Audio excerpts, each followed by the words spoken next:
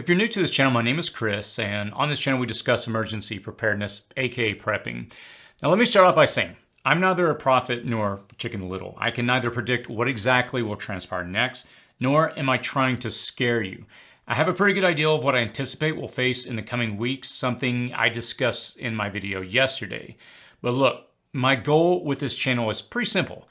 I want to spur you to prepare for what will come next and what is already playing out. Now, if you find fault with that, that's on you and it's not on me. If you've watched me for any length of time, you know who I am and who I'm not. I've tried to purposefully build this channel around the concept of preparedness and avoid promoting fear. And I'll be honest, it's a balancing act, as I know what gets the clicks and what people want to hear. But at the same time, I want to ensure that you have the odds stacked in your favor. Now, for the last couple of years, we've experienced these once-in-a-lifetime events that seem to be, increasingly common.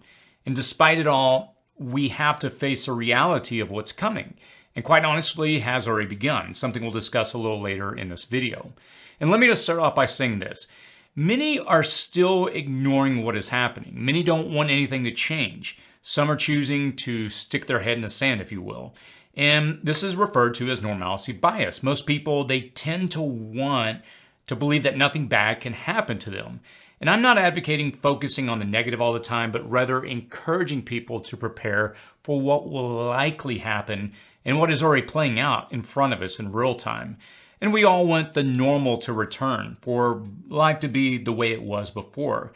I have to say, that ship has sailed. We're moving into uncharted territory, which leads me to my next point. Prepare to the best of your ability and stay calm. You and I, we really have no ability to change what will play out next. I've learned to make peace with the uncertain future that we now face.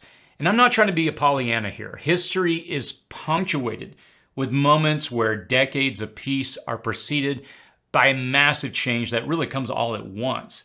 And history may not always repeat, but it sure does rhyme. And we're clearly moving into yet another one of these moments where change is happening, and it's happening very quickly. March 2020, it was a time that was fraught with a lot of uncertainty. And again, we're now faced with events and forces that really feel out of our control and which seem to threaten our peaceful way of life, our existence. And based on the comments section of many of my recent videos, there's a lot of uncertainty, and many are entertaining various ideals to try to explain it all. Many see this as all happening due to individuals hiding in the shadows that are pulling the strings. Now, while I purposely have avoided entertaining conspiracy theories on this channel, yes, I have to acknowledge that not everything is what you see, nor do I believe that's the case in this situation. For example, after 9/11, we were sold on a war that turned out to be based on lies, and who profited from this? As Jean-Paul Sartre said, when the rich wage war, it's the poor who die.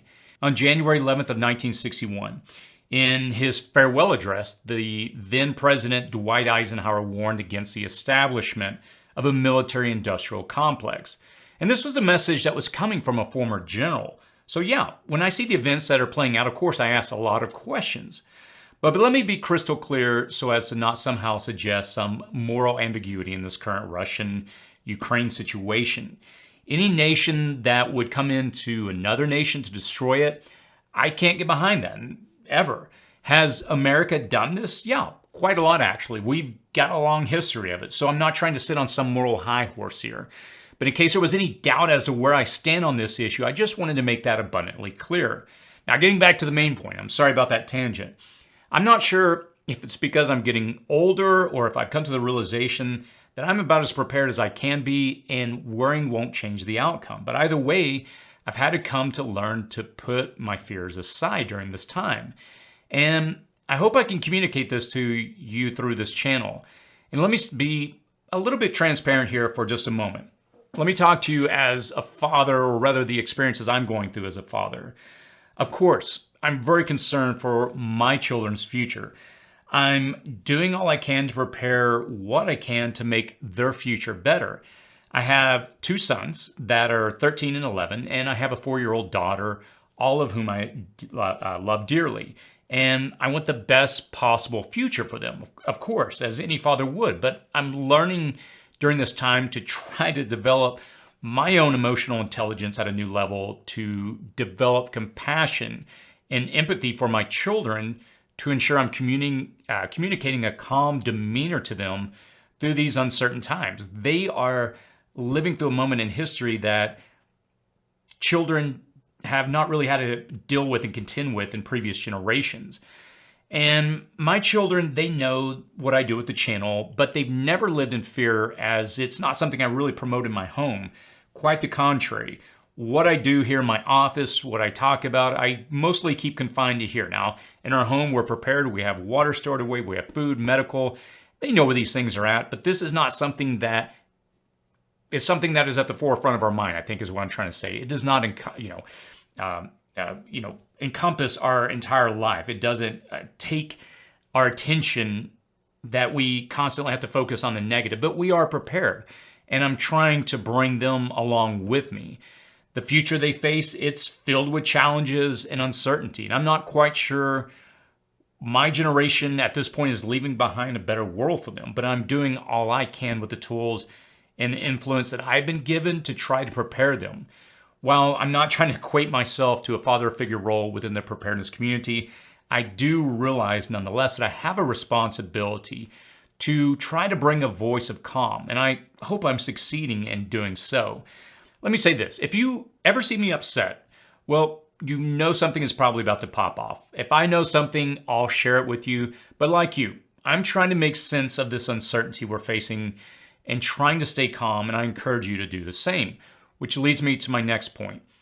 When I say it is likely to happen, what am I referring to?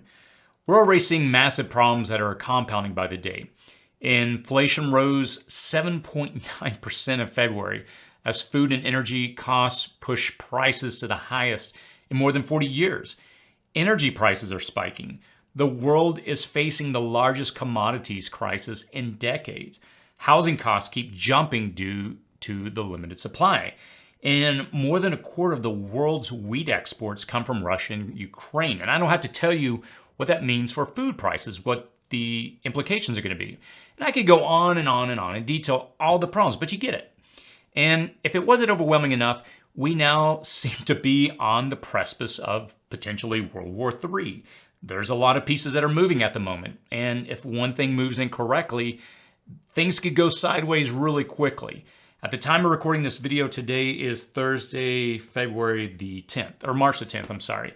And something that, for example, has been playing out in the last few days is how will we hand off, or who is going to be responsible to hand off these MiG planes from Poland to Ukraine? It's kind of like this hot potato right now. No one wants to be the official one to hand it over because they don't want to be the one holding the bag if Russia decides to move forward into their country, right?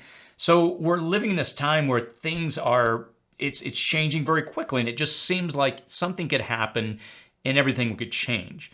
And the concerns and issues that we've discussed on this channel for years as real possibilities, the things that I'm not by any means taking pleasure in seeing these things play out, because I've been talking about a lot of these issues for years, because a lot of us can see the writing on the wall. We've tried to, for years on this channel, communicate these challenges that are coming to prepare people.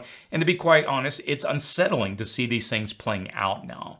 So the question comes up, what can we do? And that's what I always try to focus every video on this channel about. It would be so easy to just focus on the negative, but I always want to bring it back to the practical. At the risk of sounding like a broken record, prepare. And I'll post a link in the comment and description section below to a starter guide that lays out the foundations to preparedness, and it's free. You can download it. It's not an all-encompassing document by any stretch of the imagination, but it's a foundational document to help you get started. If you're new and you have no idea where to begin, it's a great starting point. And again, I'll post a link to that below. Now, if you're new, here's my encouragement to you. Focus on getting water and canned food from your local store. A likely threat we'll face potentially in the coming weeks is an increase in cyber warfare and the possibility of people making a run on food if something unfolds. That is an elevated potential. We've all seen it before, and it just always blows my mind. I mean, every time a hurricane comes into an area, the people in the communities make a mad rush for the stores, and it's like Christmas. Christmas comes every year, and somehow people, as a father, I'm always caught off guard. Like, why did I not prepare for this? Why didn't I get my kids or my wife a gift? I always find myself at the last second. And it's in our human nature. At least I can say me personally, I procrastinate. But the writing's on the wall. This is coming. Issues are coming. And hey, if nothing happens and you've got canned food and water that you bought, you can consume those items. They're not going to go to waste, is the point I'm trying to make.